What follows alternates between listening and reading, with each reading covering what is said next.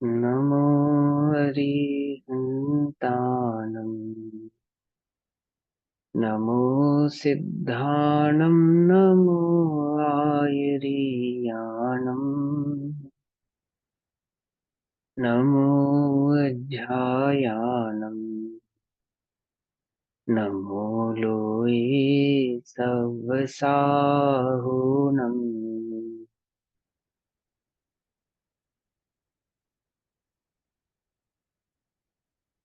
ओंकारं बिन्दुसंयुक्तं नित्यं ध्यायन्ति योगिनः कामदं मोक्षदं चैव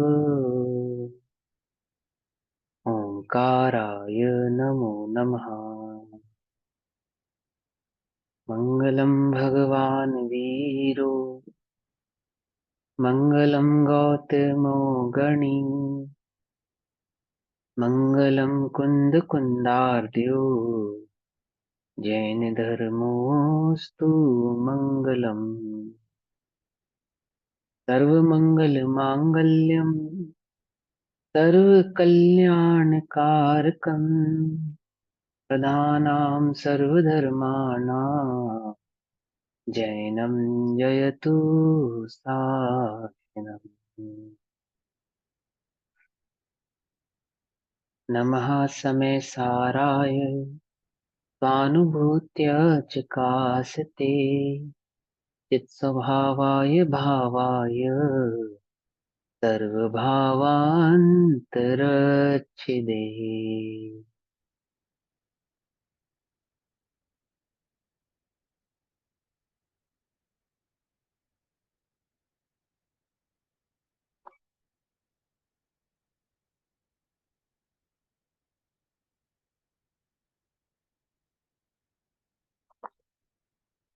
हमारी कक्षा का विषय चल रहा है श्री समयसार जी ग्रंथ। और श्री समयसार जी ग्रंथ का स्वाध्याय हम सभी आचार्य अमृत चंद्र देव द्वारा रचित आत्मख्याति टीका के माध्यम से कर रहे हैं।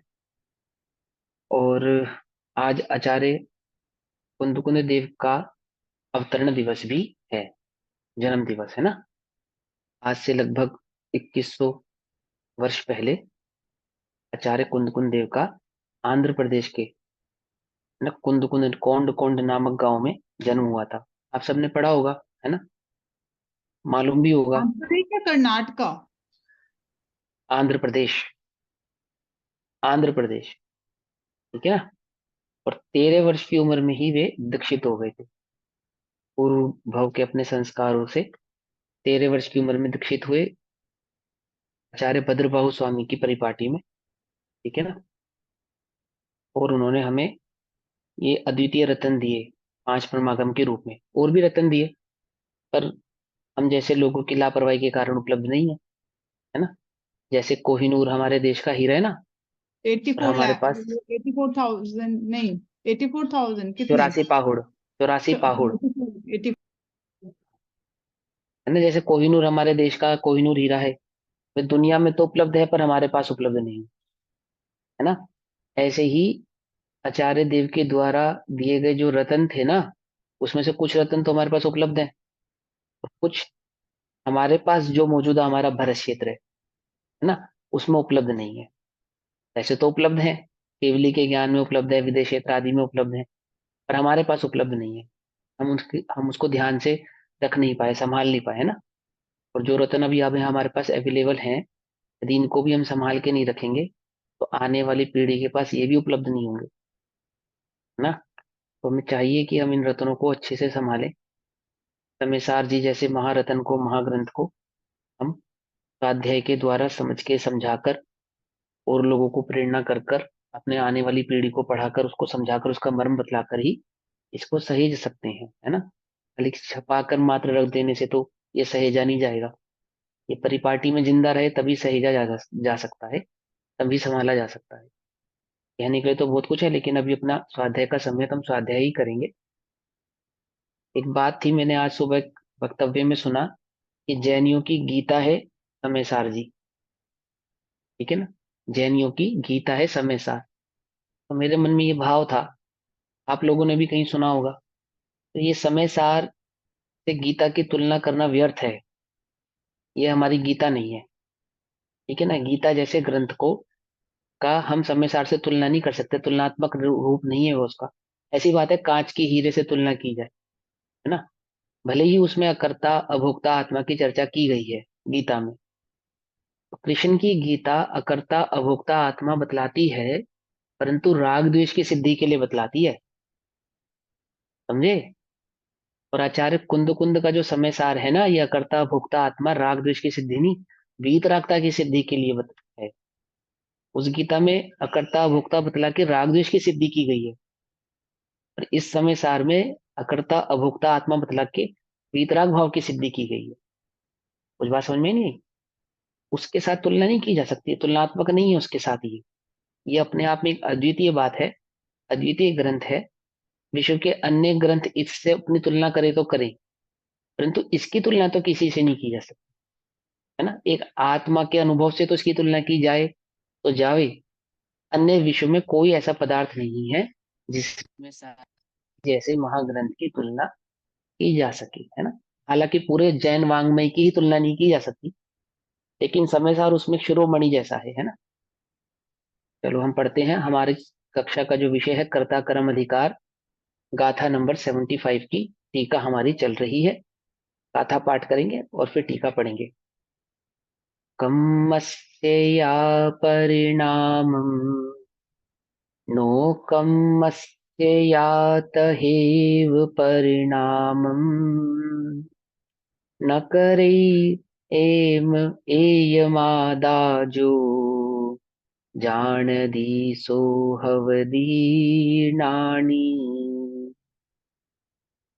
जो कर्म का परिणाम अरु नो कर्म का परिणाम है तो नहीं करे जो मात्र जाने वो ही आत्मा ज्ञानी है? जो कर्म के और नो कर्म के, या शॉर्ट में कहें तो पुद्गल के, है ना, पुद्गल द्रव्य की दो पर्यायों की यहाँ पे बात की, कर्म और नो कर्म कह के, ठीक है ना।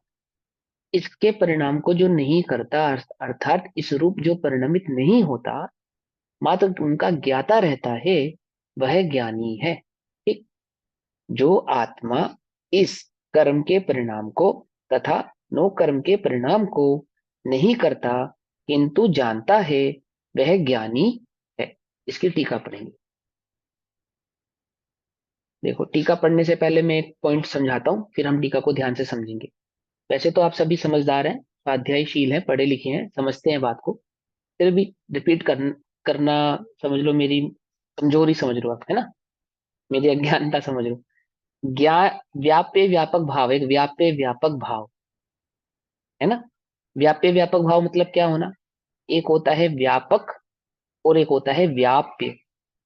यानी कि वस्तु में जो भाव फैला हुआ है, वस्तु में जो भाव जो गुण फैला हुआ है, अर्थात वह वस्तु जिस गुण से बनी हुई है, उसे कहेंगे व्याप्य व्यापक। जैसे जैसे शक्कर हो गई व्याप्य और मिठास हो गई व्यापक। ठीक।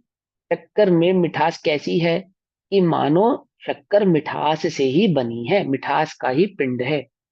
ठीक है ना। मिठास कहना और शक्कर कहना एक ही बात है, तो उसको व्याप्य व्यापक ऐसा क्यों कहा, कि मिठास एक गुण है, शक्कर में मात्र एक गुण नहीं, अनंत गुण है, अनंत गुणात्मक है वो। परंतु अनंत गुणात्मक होने पर भी किसी एक गुण की मुख्यता से उसकी पहचान की गई है, मिठास की गुण की अपेक्षा से उस शक्कर की पहचान की जा रही है। और वह मिठास अन्य कहीं व्याप्त नहीं है, मतलब अन्य कहीं प्राप्त नहीं होने वाली शक्कर के अलावा। तो इसलिए शक्कर को क्या कहा, शक्कर का मिठास के साथ व्याप्य व्यापक संबंध बतलाया। ठीक है, मैं बहुत मुश्किल नहीं कर रहा, इजी करने की कोशिश कर रहा हूँ, है ना। घी में चिकनाई कैसी है, व्यापक है। घी व्याप्य है और चिकनाई व्यापक, व्यापक हो रही है उसमें, ठीक है ना। तो घी और चिकनाई के बीच में क्या संबंध हो गया? व्याप्य व्यापक संबंध हो गया। समझ में ये बात? यानी अन्य और जगह वस्तु नहीं को प्राप्त हम होने व्याप्य वाला। बोलेंगे ना, वस्तु को आप कह रहे हो व्याप्य, हाँ और व्याप्य, जो हाँ। उसके गुण हो और जो गए उसमें व्यापक। हाँ ग्रहित है जो वो व्यापक, पर्याय। जो उसमें समाहित है ना, व्यापक। ऐसे ही ज्ञान और आत्मा के बीच में व्याप्य व्यापक संबंध है, क्योंकि ज्ञान आत्मा के सिवा और अन्य कहीं प्राप्त होने वाला नहीं है। और इस आत्मा में ज्ञान कैसा है? पसरा हुआ है, फैला हुआ है, पूरी तरह से व्याप्त है। अगर ज्ञान को देखो तो आत्मा ही देखने में आता है, और आत्मा को देखो तो ज्ञान ही देखने में आता है। ऐसा दोनों के साथ, इसको तदाद में संबंध कह के भी पहले समझा है ना, ऐसे यहाँ पे व्याप्य व्यापक संबंध कह के समझा रहे हैं। और पुद्गल के साथ ये कह रहे हैं, जो पुद्गल, जो पौद्गलिक द्रव्य है, वह कैसा है कि जो पुद्गल की पर्याय हैं वो पुद्गल के साथ व्याप्य व्यापक है। जैसे मिट्टी का घड़ा, तो घड़ा एक पर्याय हो गई, मिट्टी की एक पर्याय हो गई। तो वो पर्याय किससे बनी है? कि मिट्टी से बनी है। उसमें क्या व्याप्य है कि उसमें मिट्टी ही मात्र व्याप्य है। मतलब उसमें अगर आप कुछ भी ढूंढने जाएंगे तो सिवाय मिट्टी के और कुछ भी प्राप्त होने वाला नहीं है, क्योंकि मिट्टी से बना होने के कारण उस घड़े के साथ, मिट्टी के साथ क्या संबंध हो गया? घड़े और मिट्टी का व्याप्य व्यापक संबंध हो गया। घड़ा अपने आप में कुछ नहीं है। घड़ा अपने आप में क्या है? मात्र मिट्टी ही है, परंतु मिट्टी से बना होने के कारण एक पर्याय विशेष को वहां घड़ा कहा। तो मिट्टी के घड़े और मिट्टी के बीच में क्या संबंध हो गया? व्याप्य व्यापक संबंध हो गया। मतलब जो द्रव्य है, उस द्रव्य का जो गुण है, और उस गुणों के आधार से उसकी जो पर्याय बनी है, उस द्रव्य के साथ उस गुण और उन पर्यायों का व्याप्य व्यापक संबंध होता है। अन्य के साथ उसका कोई संबंध होता नहीं है। समझ में आई बात? कंफ्यूजन तो नहीं ना कोई? जैसे शक्कर का मिठास के साथ, घड़ी मिट्टी के घड़े का मिट्टी के साथ, ऐसे चैतन्य आत्मा का किसके साथ? ज्ञान आदि गुणों के साथ। और पुद्गल का किसके साथ? अपने पौद्गल आदि आदि आदि भावों के साथ।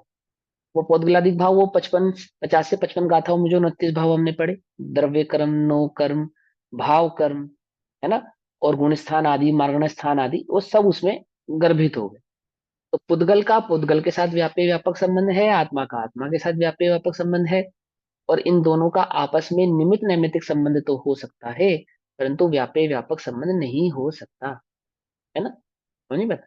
जैसे शक्कर दूध में डाली और चम्मच से घोली, तो चम्मच शक्कर को घोल सकती है? निमित्त नैमित्तिक संबंध पढ़ा रहा हूं थोड़ा सा, बोलो भैया। दूध में डाली हुई शक्कर को घोलने के लिए चम्मच की आवश्यकता है या नहीं? यहाँ भी चम्मच की आवश्यकता है, सो सिंपल सी बात है। तो क्या शक्कर चम्मच के द्वारा घोली जाती है?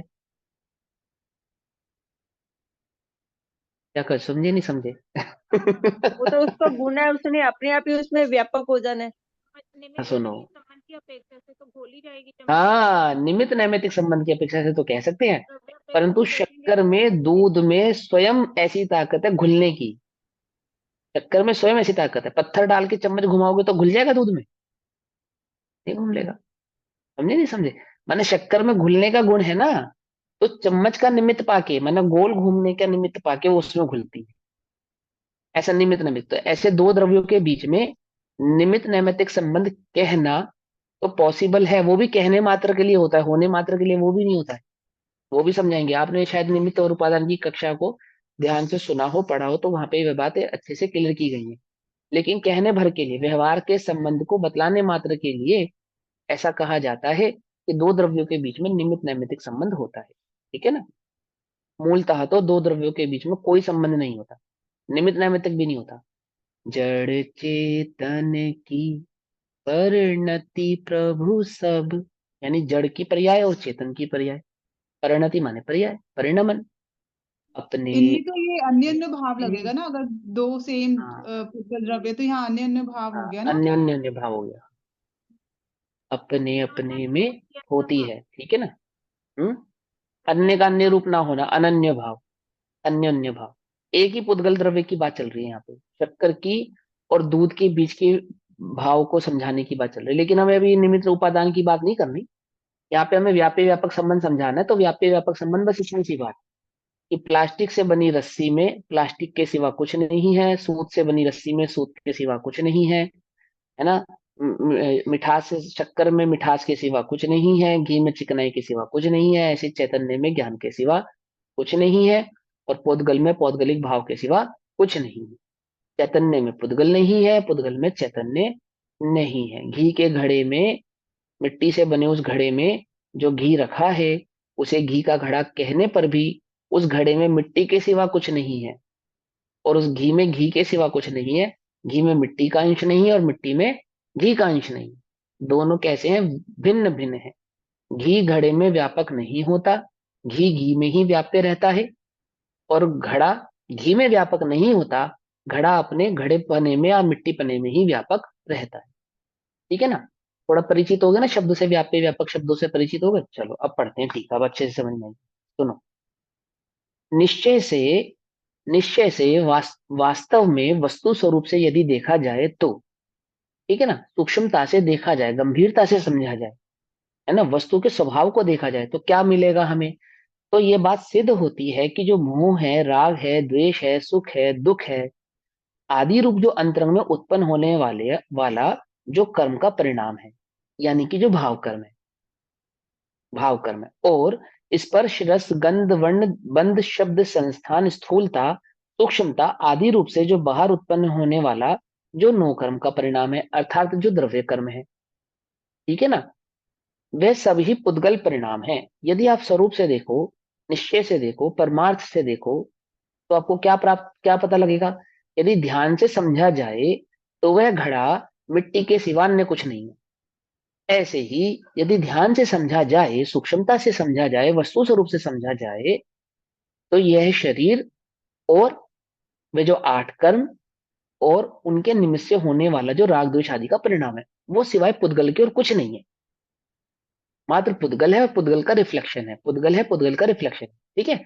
देखो, आपको समझ में आएगी बात। शरीर होता है, हमारी बॉडी होती है ना, इसकी छाया होती है, धूप आती है ना, छाया पड़ती है। वो जो छाया है, वो किससे बनी है? 6 द्रव्यों में कौन से द्रव्य से बनी है? चालीस दीदी रुक जाओ, वो तुम बताओ। हाँ रुक जाओ, रुक जाओ। मैं कह रहा हूँ रुको, जो नहीं समझ रहे ना उनके लिए बता पूछ रहा हूँ ये प्रश्न। अब बताओ, कौन बताएगा? किरण आंटी बताओ, रजनी आंटी बताओ, बताओ क्या है वो छाया? 6 द्रव्यों में से कौन से द्रव्य से निर्मित हुई है, बनी है? ये क्वेश्चन है मेरा। अरे शरीर की छाया, बस सिंपल सी बात है। शरीर है, उसकी छाया किससे बनी है? पुद्गल है। हाँ पुद्गल है, बस पुद्गल घबराने वाली क्या बात है? हाँ बिल्कुल, इसमें क्या सोचना। पुद्गल पुद्गल नहीं, पुद्गल। किससे बनी आपको हुई है? हम लोग उस पे कह रहे थे कि कौन से द्रव्य में, मतलब वो तो हाँ तो पुद्गल ही बताओ है। तो मैं 6। पुद्गल हाँ हूँ तो तो छाया भी पुद्गल ही है। हाँ तो 6 द्रव्य से बता रहा हूँ ना। बोलो तो कि 6 द्रव्यों में से कौन से द्रव्य से बनी है, ये तो बोल रहा हूँ मैं। पुद्गल से। पौद्गलिक द्रव्य से बनी है, नहीं, बहुत सिंपल सी बात है। तो जैसे शरीर पौद्गलिक द्रव्य से बना है, ऐसे ही ये छाया भी पौद्गलिक द्रव्य से बनी है। अब दोनों के गुण धर्म अलग अलग आपको प्रतिभाषित हो रहे हैं। जैसे शरीर को काटा पीटा जाए तो खून निकल सकता है, मवाद निकल सकता है, दुख हो सकता है, और छाया पे कोई खड़ा भी हो जावे, आदि आदि हो जावे, तो उसको कोई दुख सुख नहीं होता। परंतु दोनों ही निर्मित तो पुद्गल से ही है, पुद्गल के सिवा कुछ नहीं है। ऐसे ही राग द्वेष आदि परिणाम अंतरंग में जो आपको आत्म रूप चैतन्य रूप प्रतिभाषित होते हैं, और ये देह आदि जो परिणाम भारत स्थूल रूप से आपको दिखाई देते हैं, ये दोनों ही पुद्गल से निर्मित हैं। इन दोनों के गुण भेदों में भले ही आपको थोड़ा बहुत अंतर नजर आवे, तो भी इनमें जातीय कोई अंतर नहीं है। ये समजातीय एक ही जाति से बने हैं। कैसे हैं? पुद्गल के हैं, अन्य कुछ नहीं। पुद्गल के ही द्रव्य से शरीर आदि बने हैं, और पौद्गलिक द्रव्यों का ही से ही 8 कर्म आदि बने हैं। और उन 8 कर्मों का जो रिफ्लेक्शन राग द्वेष आदि के रूप में आपको प्रतिभाषित हो रहा है, वो भी पुद्गल से ही बना है, अन्य कुछ नहीं। पॉइंट पकड़ में आ गया? कोई मुश्किल तो नहीं है ना? मेरी छाया पानी पे पड़ेगी तो पानी से बनी है ऐसा नहीं, पुद्गल से ही बनी है। पानी का अंश भी नहीं है उसके अंदर।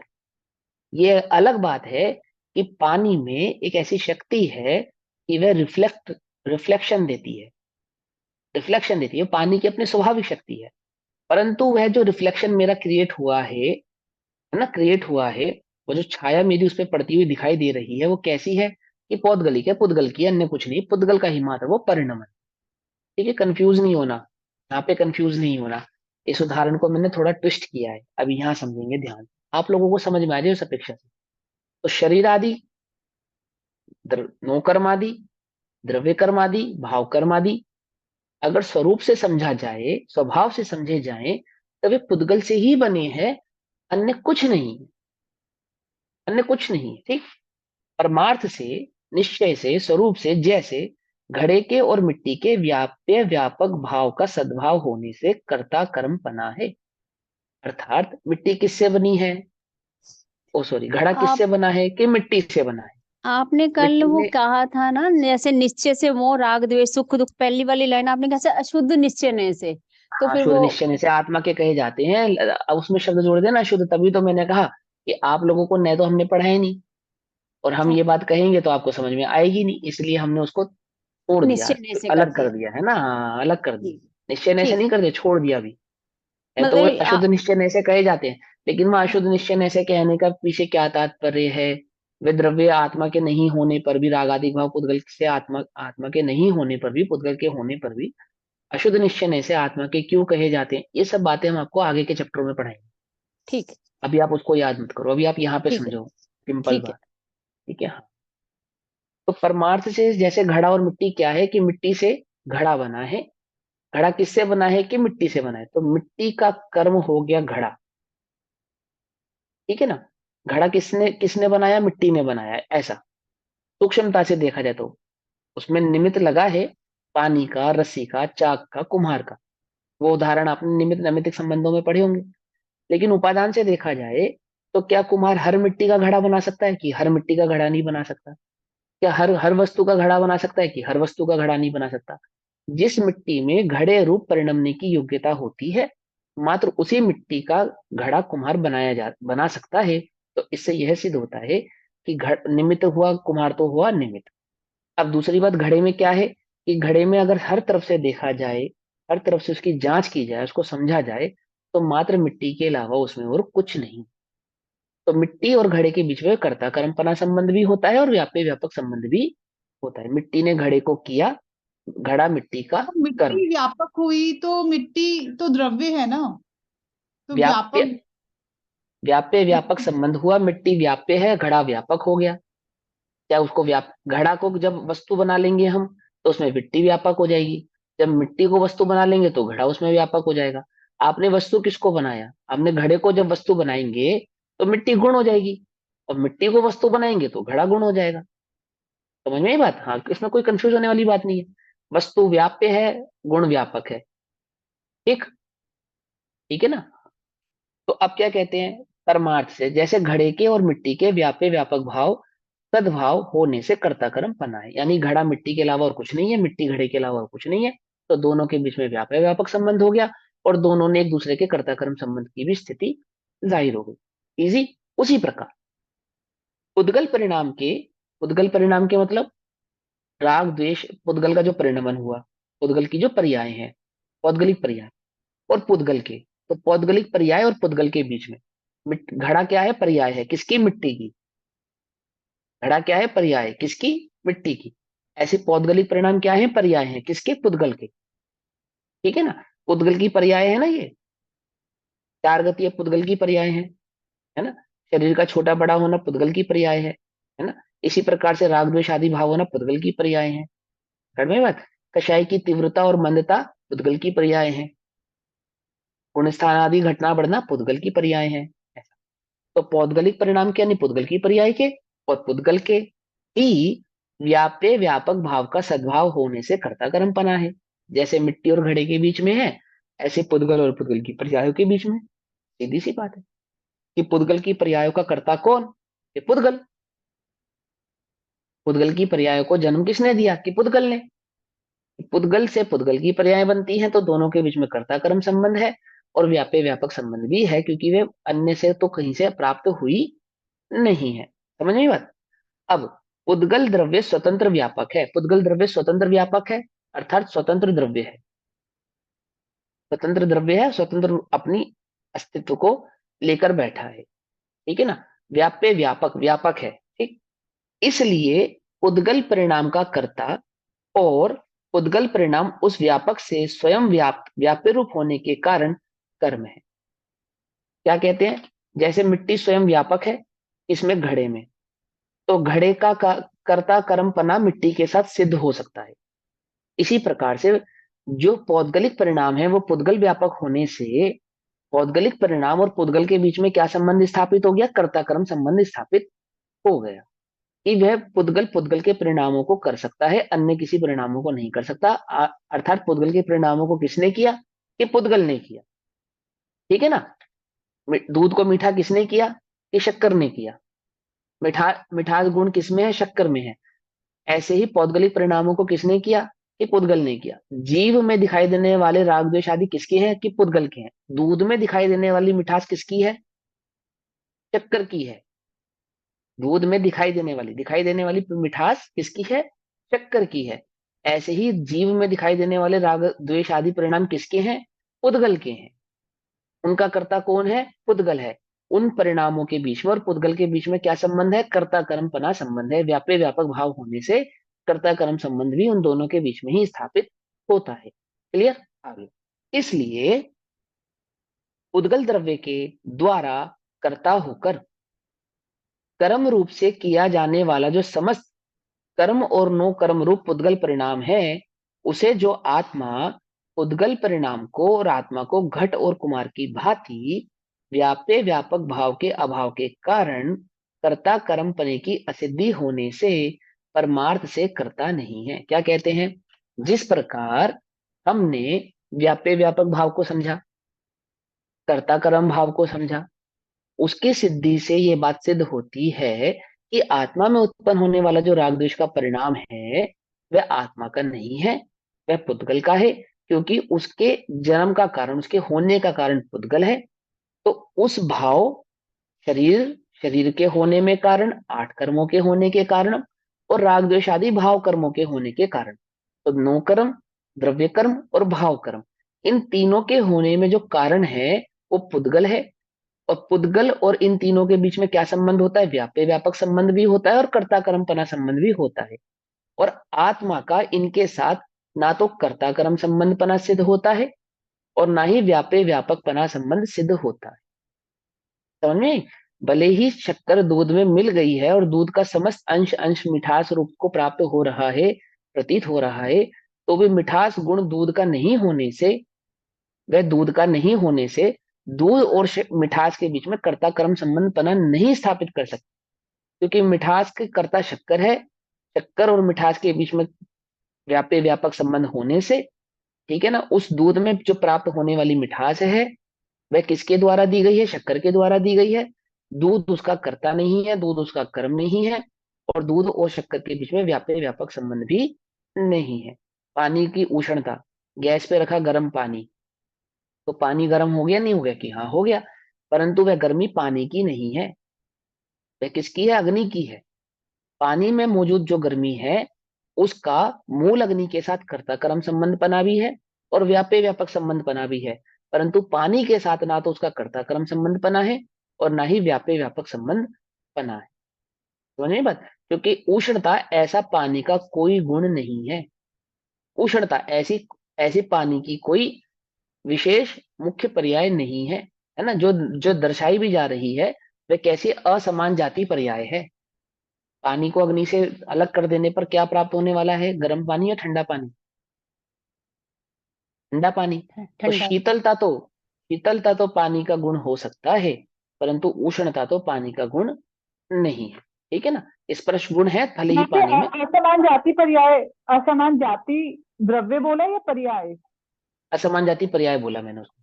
पानी तो की द्रव्य उष्णता तो को तो नहीं है असमान ना, जाति, समान जाति है ना दोनों की। हाँ, द्रव्य की पानी की अपेक्षा से उष्णता समान में, है, पर्याय पानी की उष्णता में उदाहरण समझो पहले हमने किसका दिया है।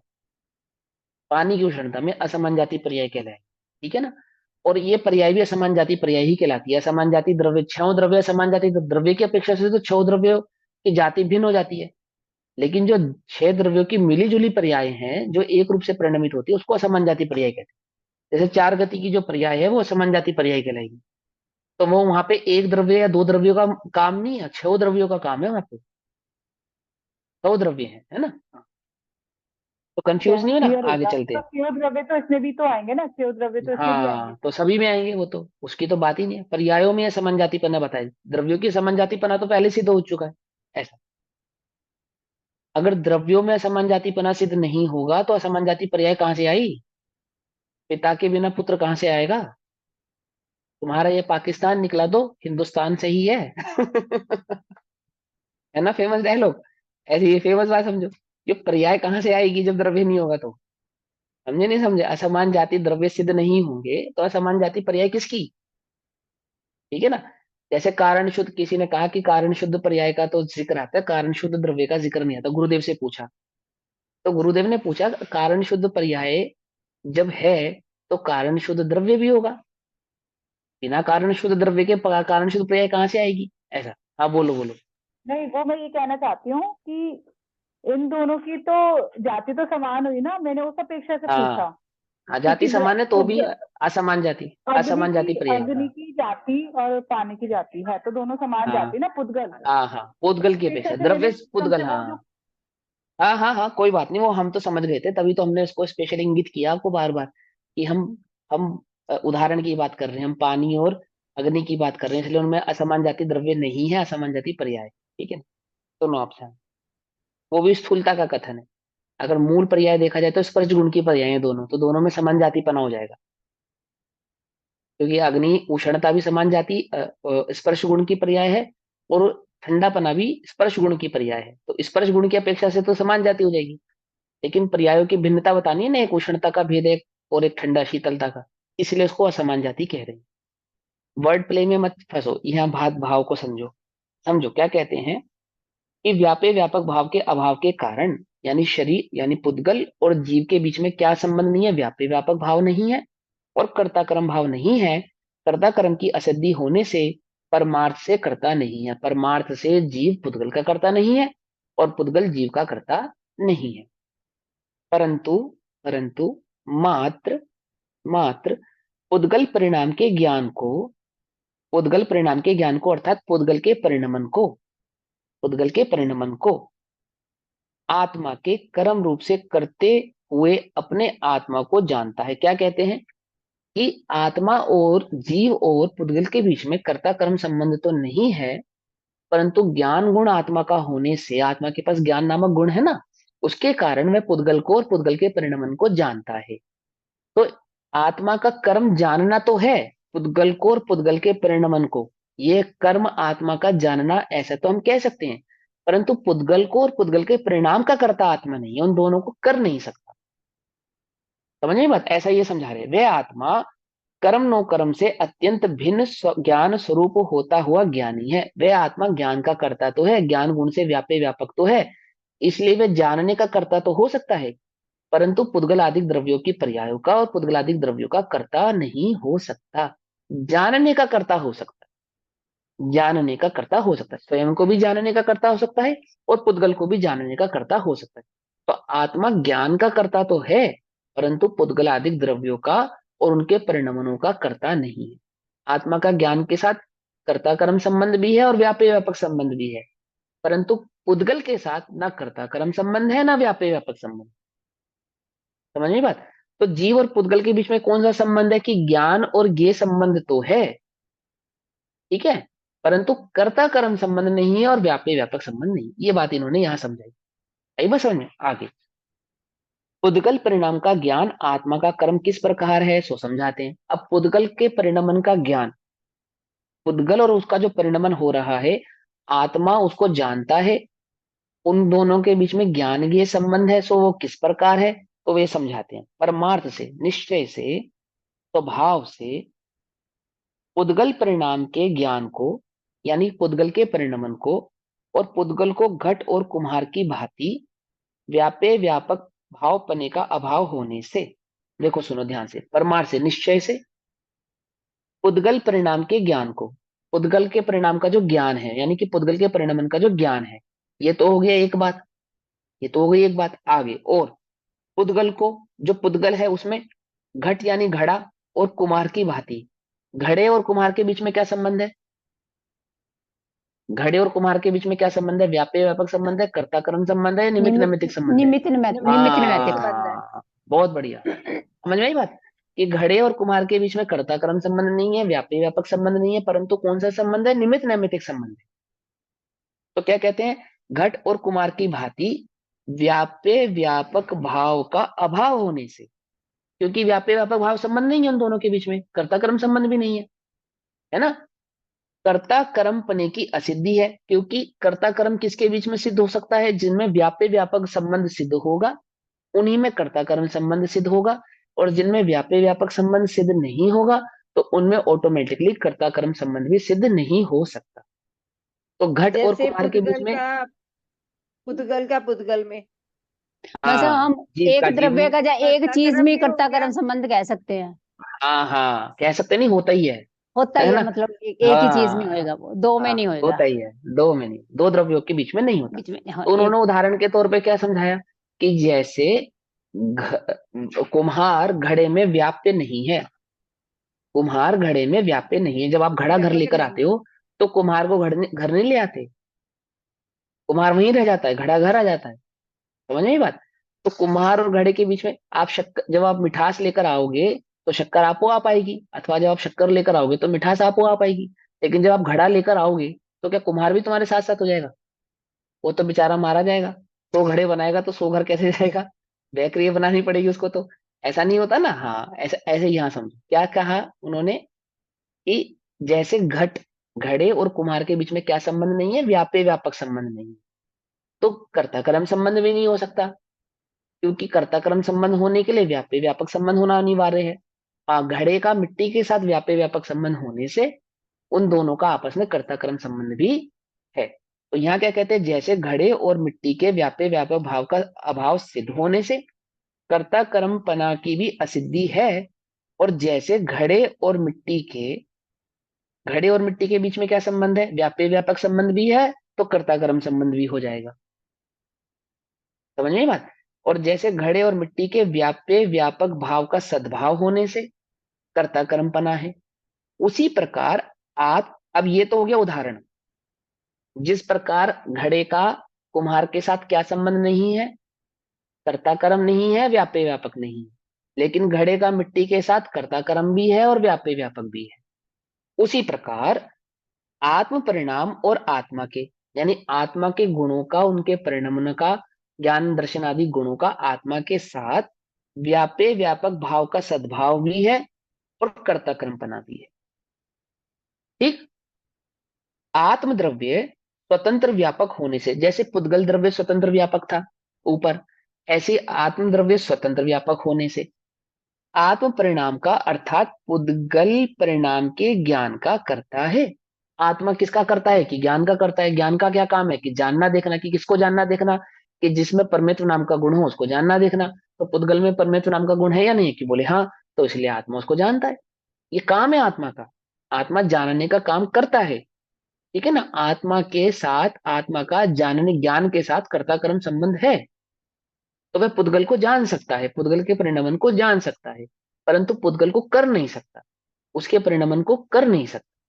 ठीक है ना। आत्मज्ञानम स्वयं ज्ञानम ज्ञानाद अन्यत करोति किम, पर भावस्य कर्तात्मा, है ना। आत्मा ज्ञान का करता है, ज्ञान को कर सकता है, ज्ञान के सिवा कुछ नहीं कर सकता है, लेकिन परभाव को नहीं कर सकता है। जो परभाव का कर्ता बनता है वह संसार में भटकता है। समझ में ये बात। जो प्रभाव का कर्ता बनता है, क्योंकि जिसका काम उसी को साजे और करे सो डंडा बाजे। तो आत्मा का काम ज्ञान है, ज्ञान करे तो कोई दिक्कत नहीं है, लेकिन ज्ञान के सिवा अन्य करे तो डंडा पड़ेगा उसको। 4 गति 84 लाख योनियों में 8 कर्मों का डंडा पड़ेगा उसे। समझे। तो क्या आत्म परिणाम और आत्मा के बीच में क्या संबंध है? व्याप्य व्यापक भाव का सद्भाव होने से अकर्मपना भी है, और आत्म द्रव्य स्वतंत्र व्यापक होने से, यानी स्वतंत्र द्रव्य होने से आत्म परिणाम का, यानी ज्ञान गुण का, पुद्गल परिणाम को ज्ञान का कर्ता हो सकता है। और पुद्गल परिणाम का ज्ञान उस व्यापक से स्वयं व्याप्य रूप होने से कर्म है। क्योंकि वो क्या कहते हैं कि दोनों के बीच में क्या संबंध है? ज्ञान और जानने के बीच में क्या संबंध है? व्याप्य व्यापक संबंध है। आत्मा का ज्ञान के साथ और ज्ञान का जानने के साथ। ज्ञान क्या करता है? ज्ञान क्या करता है? जानता है। तो ज्ञान का काम क्या हुआ? जानना हुआ। ज्ञान का काम क्या हुआ? जानना हुआ। तो ज्ञान और जानने के बीच में कर्ता कर्म संबंध हो गया। ज्ञान का कर्म क्या है? जानना। जानना किस, जानने का कर्ता कौन? ज्ञान। तो ज्ञान और जानने के बीच में क्या संबंध हुआ? कर्ता कर्मपना संबंध हुआ। तो कर्ता कर्म संबंध सिद्ध हो रहा है, तो व्याप्य व्यापक संबंध तो ऑटोमेटिकली हो गया, क्योंकि बिना व्याप्य व्यापक हुए तो कर्ता कर्म संबंध हो नहीं सकता, है ना, ऐसा। और इस प्रकार ज्ञाता पुद्गल परिणाम का ज्ञान करता है, इसलिए ऐसा, अब वो इसलिए ज्ञाता यानी आत्मा, ज्ञान गुण का धारी चैतन्य पुद्गल का और पुद्गल के परिणाम को जानने का करता है। लेकिन जानने का करता है, इसका मतलब ये मत समझ लेना, क्या मत समझ लेना, कि पुद्गल परिणाम ज्ञाता का व्याप्य है, ऐसा मत समझ लेना कि जानने से वह पुद्गल इस ज्ञान में व्यापक हो गया या व्याप्त हो गया, ऐसा मत समझ लेना। तुमने दर्पण में स्वयं को देखा, तो तुम दर्पण में व्यापक नहीं हो गए, व्याप्त नहीं हो गए। भले ही दर्पण में तुम झलके, जैसे थे वैसे झलके, एज इट इज झलके, तो भी तुम दर्पण में क्या नहीं हो गए, व्याप्त नहीं हो गए। दर्पण के साथ तुम्हारा व्यापे व्यापक संबंध नहीं हो गया। उसी प्रकार ज्ञान ने जब पुद्गल को और पुद्गल के परिणमन को जाना, तो जानने भर से उनके बीच में व्यापे व्यापक संबंध सिद्ध नहीं हो जाएगा, ठीक है ना, क्योंकि पुद्गल और आत्मा के ये ज्ञायक संबंध, क्योंकि आत्मा के और पुद्गल के कैसा संबंध, ये ज्ञायक संबंध व्यवहार मात्र होने पर भी पुद्गल परिणाम जिसका निमित्त है, ऐसा ज्ञान ही ज्ञाता का व्याप्य है। समझ में बात, इसलिए वह ज्ञान ही ज्ञाता का कर्म है, इसलिए ज्ञान ही आत्मा का कर्म है। आत्मा और ज्ञान के बीच में कर्ता कर्म संबंध है, और ये जो ज्ञान का पुद्गल के साथ ये ज्ञान ये संबंध है, वो भी व्यवहार मात्र का संबंध है। वो कैसे है वो भी आगे समझाएंगे, अभी यहाँ पे समझो, अभी निश्चय व्यवहार के भी चक्कर में मत पड़ो, आप इतनी सी बात समझो कि आत्मा आत्मा ज्ञान से ज्ञेय को जानता है, मात्र जानता है, करता नहीं है, व्यापक होता नहीं है, मात्र उसका ज्ञाता है। और ज्ञाता हो जाने से उन दोनों के बीच में कर्ता कर्म संबंध और व्यापे व्यापक संबंध सिद्ध नहीं होता। आंख से गंदगी को देखने पर आंख गंदी नहीं होती, लेकिन हाथ से गंदगी को छूने पर हाथ गंदा हो जाता है। समझे नहीं समझे, तो हाथ गंदा हो गया तो कर्ता कर्म संबंध हो गया, समझना ध्यान से, उदाहरण है ये। लेकिन आंख गंदी नहीं हुई, इसलिए आंख और गंदगी के बीच में कर्ता कर्म संबंध नहीं। तो जानने से कर्ता कर्म संबंध पने की सिद्धि नहीं होती, इसके साथ पुद्गल के साथ और पुद्गल के परिणमन के साथ। लेकिन ज्ञान की जानने के साथ कर्ता कर्म संबंध भी सिद्धि होती है और व्यापे व्यापक भाव की भी सिद्धि होती है। इससे यह सिद्ध होता है कि ज्ञान पुद्गल को जान तो सकता है, परंतु ज्ञान पुद्गल को कर नहीं सकता, ज्ञान पुद्गल में व्यापक होता नहीं है। ठीक है, ये भाव यहाँ पे समझाया। अब इसी अर्थ का समर्थक कलश रूप काव्य कहते हैं। अब इसी भाव को समझा, ये आचार्य कुंदकुन देव ने कही कहा था, इसके ऊपर आचार्य अमरचंद्र देव ने टीका करी, और इसी टीका के भाव को उन्होंने काव्य रूप से भी कहा, काव्य रूप से कहा, किसमें, कलश नंबर 49 में। अब हम सिर्फ कलश पढ़ेंगे और बाकी स्वाध्याय हम कल करेंगे, ठीक, समझो। ये शार्दुल विकृतम 19/12/7 की युति के साथ पढ़ते हैं इसको, है ना। क्या है उसकी लय, हाँ, कितनी युति के साथ बता रहे हैं? 12/7 की युति के साथ पढ़ते हैं ना, 12 शब्द एक साथ पढ़ेंगे और 7 शब्द एक साथ पढ़ेंगे, है ना। व्याप्ये व्यापकता तदात्मनि भवे नैवातदात्मन्यपि